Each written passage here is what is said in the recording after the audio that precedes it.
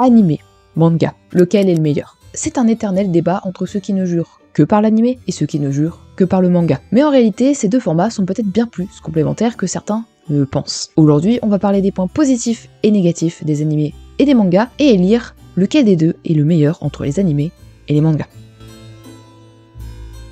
Salut mes petits ananas, j'espère que vous allez bien. Aujourd'hui, toute nouvelle vidéo où on va parler des points positifs des animés et des mangas. Pour savoir, est-ce qu'il y en a un de meilleur? Est-ce que le manga est meilleur que l'animé? Est-ce que l'animé est meilleur que le manga? Une vidéo relativement subjective, on va pas se mentir, parce que c'est des points positifs et négatifs que moi j'ai trouvé, donc vous serez forcément d'accord avec certaines choses et en désaccord avec certaines choses. On va débuter la vidéo par les animés, et notamment des points positifs.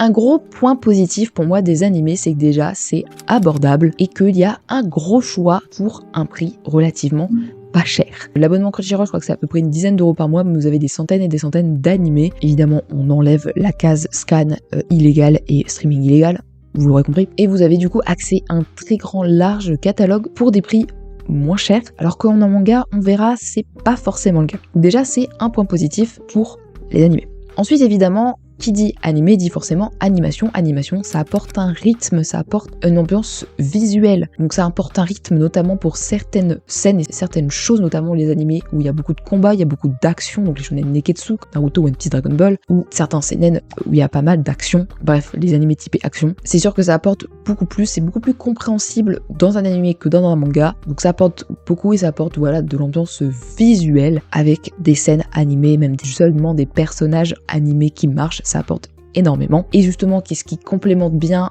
une animation? C'est l'ambiance sonore, bien évidemment. L'ambiance sonore répertorie plusieurs choses. Tout d'abord, ça répertorie évidemment les OST, les original soundtracks, donc les bandes sonores, qui peuvent être très épiques dans des combats ou très calmes dans des scènes de vie quotidienne ou triste dans des scènes tristes, vous allez me dire, ça paraît logique, bref. Il faut évidemment que la bande sonore soit très bien faite pour que ça apporte une bonne ambiance, mais dans des animés comme SNK ou Demon Slayer, on a vraiment une bande sonore absolument géniale. Ensuite, autre chose évidemment qui va dans l'ambiance sonore, c'est les bruitages, ne serait-ce que des bruitages de pas, de coups, ça apporte quand même énormément de choses. Alors on peut se les imaginer dans la tête quand on fait des mangas, mais c'est différent de l'avoir réellement en l'entendant à l'ouïe que l'imagination dans sa tête. C'est un gros point, et évidemment un dernier point dans l'ambiance sonore, c'est évidemment le doublage. Ça apporte énormément de choses, ça apporte en fait une voix au personnage, des émotions au personnage, une intonation au personnage, et en parlant d'émotions, c'est vrai que certaines émotions et certains types d'émotions passent mieux en animé qu'en manga. Alors notamment l'humour, c'est vrai que l'humour visuel ça passe bien en papier, mais certains types d'humour ne passent beaucoup mieux en animé qu'en papier. Certaines émotions, donc la tristesse, la colère, la joie, on la ressent peut-être plus intensément grâce à l'intonation et l'envie que donne le doubleur dans son doublage. Ça permet une meilleure intensité des émotions, un meilleur ressenti des émotions. Voilà. Globalement, c'est tous les points positifs que je mettrai pour les animés. Je vous laisserai lire si vous n'avez pas tout compris. Il y aura un complément de toute façon avec des images et des textes. On va passer au point négatif des animés du coup.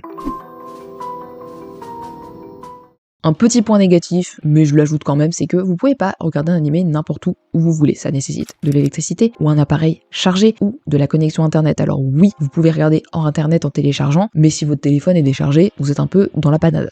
Voilà, c'est un tout petit point, mais je voulais l'ajouter comparé au livre où on verra après, on peut lire n'importe où on veut. Un gros point négatif, c'est que parfois l'animé est peu fidèle à son œuvre originale, donc au manga. Ce que je veux dire par là, c'est que certains animés coupent des scènes, des chapitres, des arcs, parfois même entiers. Ça peut carrément nuire à la compréhension globale de l'histoire, et donc t'es obligé d'aller lire le manga pour avoir la réelle suite. Et en plus, c'est ridicule de couper si c'est pour faire un film ou des OAV en plus après la sortie de l'animé pour dire bah tiens, on a quand même mis les chapitres oubliés. Non, c'est du foutage de gueule, vous les mettez de base dans l'animé. C'est ce qui se passe pour Assassin's Classroom. Il y a un film bientôt qui sort ce mois-ci avec les chapitres oubliés, et ça a été le cas pour Quintuple Quintuplet, il y a eu des OAV, des chapitres oubliés. Autant les mettre dans l'animé de base, c'est pour les faire après. Bref. Et autre chose aussi, on parle pas assez des animés qui n'adaptent clairement pas le manga de base et qui s'appellent comme le manga de base. C'est le cas de Full Metal Alchemist et notamment de Soul Eater. Voilà. Metal Alchemist Brotherhood, c'est la vraie version du manga dans cet animé là, mais la première version qu'il y a eu, pas du tout la bonne version. Pourquoi faire ça?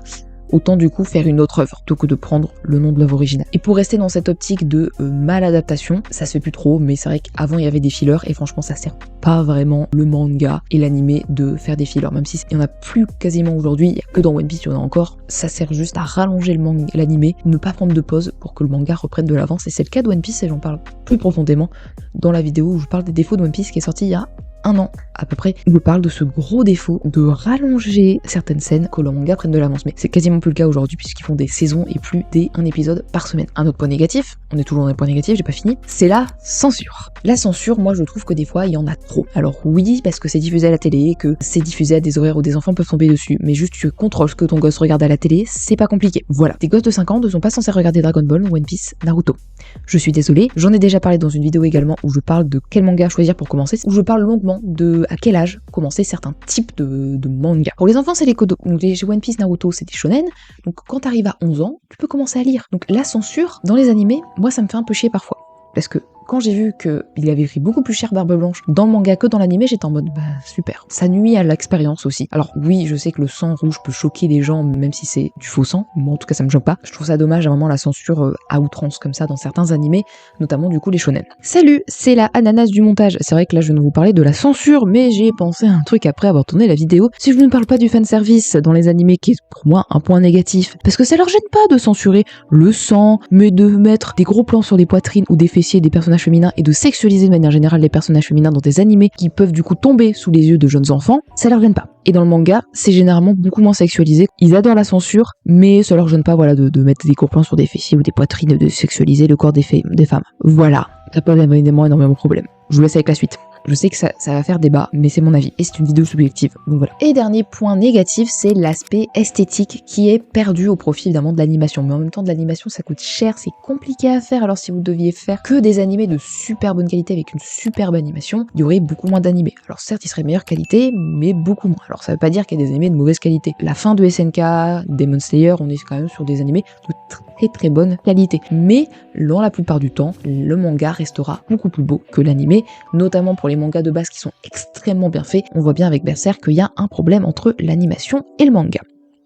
Voilà, mais ça veut pas dire qu'il n'y a pas d'animé joli. Si je veux faire un résumé sur les points négatifs et positifs des animés, c'est que déjà l'animé ça apporte un rythme, ça apporte une ambiance sonore et visuelle. Les émotions passent beaucoup mieux et surtout elles sont ressenties plus intensément et aussi c'est beaucoup plus abordable. Mais évidemment on a des points négatifs comme le fait qu'on peut pas le regarder quand on veut, où on veut. Mais parfois les animés enlèvent des plans, enlèvent des scènes, des chapitres et donc ça nuit à la compréhension de l'œuvre. Des fois il y a carrément des animés qui sont pas du tout fidèles au manga. Aussi il y a plutôt de la censure outroce par moment, et également l'aspect esthétique sera toujours plus beau dans un manga que dans un animé. Voilà. Mais maintenant, qu'est-ce qui en est du manga? Quels sont ses points positifs et négatifs?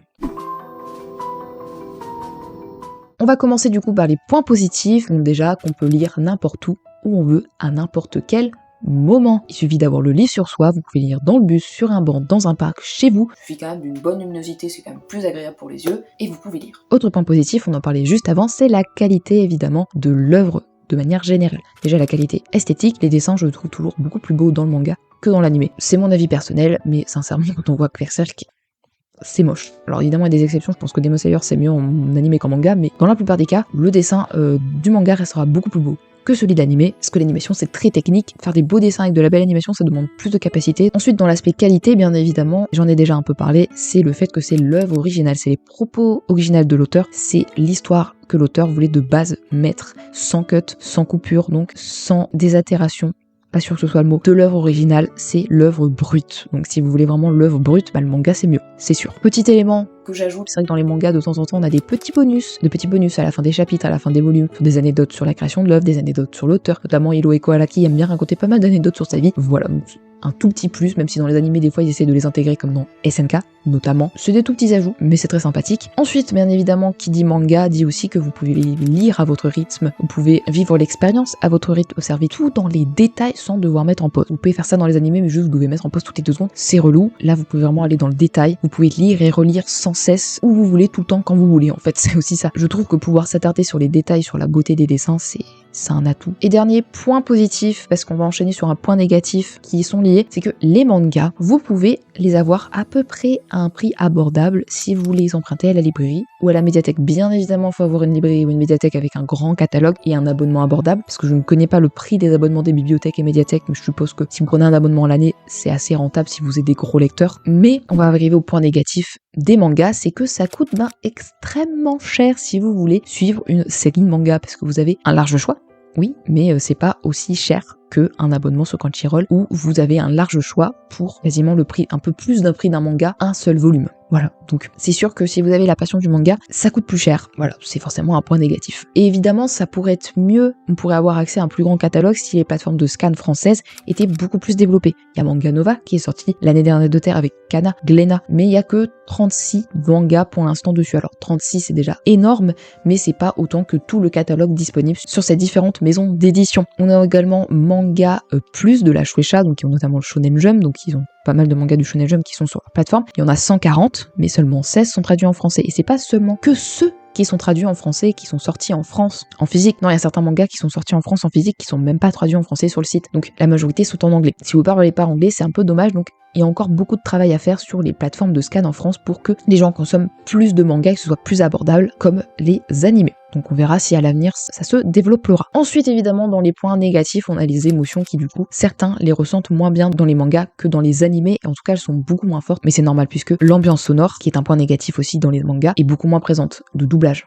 les bruitages, l'ambiance visuelle aussi et le rythme, c'est beaucoup moins présent dans un manga que dans un animé. Forcément c'est un point négatif, alors moi ça me gêne pas parce que j'aime bien l'expérience qu'offrent les deux, mais ça peut gêner certains. C'est pour ça que je l'ai mis également dans les points négatifs, parce que certes c'est une vidéo subjective, mais il faut bien être objectif sur certaines choses quand même, et je comprends que certains ça peut les gêner, donc forcément je le mets dedans. Bref, le manga c'est vraiment super pour la qualité de l'œuvre originale, entre les mangas et évidemment l'histoire originale. C'est aussi bien parce qu'on peut lire partout et tout le temps, et que l'on peut s'attarder sur n'importe quel détail, lire à son rythme, et relire et relire et relire en boucle une fois qu'on l'a, parce que si on perd l'abonnement, on enlève notre abonnement, on peut pas regarder les animés. Évidemment vous pouvez avoir un large choix en bibliothèque ou en médiathèque, mais si vous n'avez pas l'opportunité d'avoir ça à des prix abordables, ou vous l'avez pas à côté de chez vous, bah évidemment les mangas ça coûte cher, donc c'est un point très négatif parce que les plateformes de scan ne sont pas encore assez développées, il n'y a pas encore un grand catalogue comparé au streaming. Et évidemment, les émotions se ressentent moins bien dans les mangas et évidemment, il n'y a pas d'ambiance sonore, visuelle, les bruitages, le doublage et les musiques qui apportent un plus dans l'animé. Pour conclure, je dirais pas qu'il y a un format mieux que l'autre. Le manga n'est pas meilleur que l'animé et l'animé n'est pas meilleur que le manga. Ils ont tous les deux des points négatifs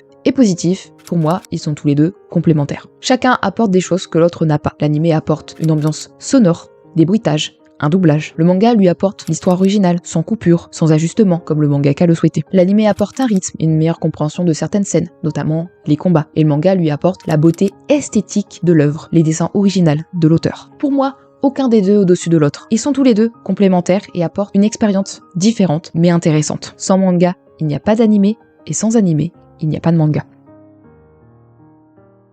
Donc voilà, c'est déjà la fin de cette vidéo, j'espère qu'elle vous aura plu. N'hésitez pas à me faire part en commentaire si vous êtes d'accord ou en désaccord avec moi, parce que je sais que ça va faire débat sur certains points, mais en tout cas pour moi, comme vous l'aurez compris, chacun apporte une expérience différente et du coup est une bonne expérience à prendre. Il faut aimer regarder des animés, il faut aimer regarder des mangas, parce que pour moi les deux sont complémentaires et vont ensemble. Parce que de toute façon, sans les mangas il n'y aurait pas d'animés, mais sans les animés, certains mangas n'auraient pas autant de visibilité. Parce que rappelons quand même que l'animé c'est fait pour la visibilité de l'animé. Donc voilà, c'est mon avis personnel. C'est une vidéo très subjective, donc n'hésitez pas vraiment, on peut en discuter en commentaire si vous voulez ajouter des points positifs et négatifs, et si vous voulez débattre de certaines choses que j'aurais dit dans la vidéo. Bref, j'espère quand même que cette vidéo vous aura plu, puis on se retrouve la semaine prochaine pour une prochaine vidéo. Bye bye.